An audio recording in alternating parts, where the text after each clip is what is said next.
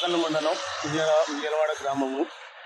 నా మీద ఈ టీడీపీ వాళ్ళు దాదాపు 1 ఇయర్ నుంచి నా మీద ఒకటే దాడులు చేయడం జరుగుతుంది.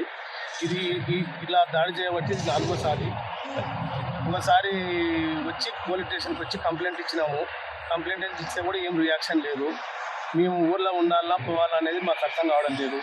రోడ్డున ఎక్కడ తిరిగినా ఎక్కడ పోయినా బైకులు తెచ్చడం పెట్టడం, మనుషులను పెట్టి పంపించడం, ఎవరిని ఇంటి మీదకి వచ్చి పంపించి మమ్మల్ని తెచ్చినామంట అని కావాల్సి పంపించి గొడవ చేయడం, ఇట్లా చాలా దారుణంగా ఇంటి మీదకి వచ్చి కొట్టడం జరిగింది. చిన్న పిల్లలు భయభ్రాంతులకు గురైనారు. చాలా అవమానంగా ఉంది మాకు. మొన్న నైట్ కూడా 20 మంది దాకా వచ్చి కత్తులతో దాడి చేసి నా చెయ్యి కూడా దిగింది. నేను చాకచక్యంగా తప్పించుకున్నాను కాబట్టి సరిపోయింది, లేకపోతే నా ప్రాణమే పోయేది. నాకు చాలా ప్రాణభయం ఉంది.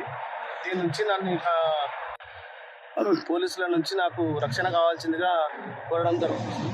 ఇది ఒకసారి ఆల్రెడీ కంప్లైంట్ ఇచ్చినా కూడా ఏం యాక్షన్ లేదు. ఈసారన్నా యాక్షన్ తీసుకొని దీని గురించి చర్చ జరపాల్సిందిగా కోరడం జరుగుతుంది. పైన కఠిన చర్యలు తీసుకోవాల్సిందిగా కోరుతున్నాను.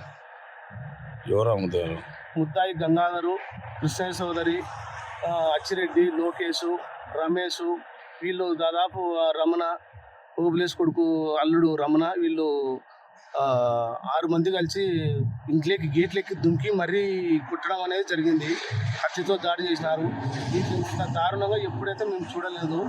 వీళ్ళలో ఎప్పుడు కూడా వారిపై ఖచ్చితంగా కఠిన చర్య తీసుకోవాల్సిందిగా పోలీసు వారికి కోరడం జరుగుతుంది.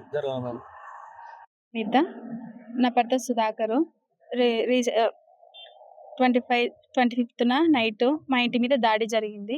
ఒక 10 మెంబర్స్ వచ్చి నా భర్త పైన దాడి జరిపినారు. మేము ముగ్గురం ఉన్నాము, ఆడోళ్ళము. ఎంత మేము తనని కాపాడాలని చూసినా కూడా మమ్మల్ని దొబ్బేసి మా ఆయన మీద దాడికి అందరు వచ్చేసినారు. ఇంటి మీదకి వచ్చినారు.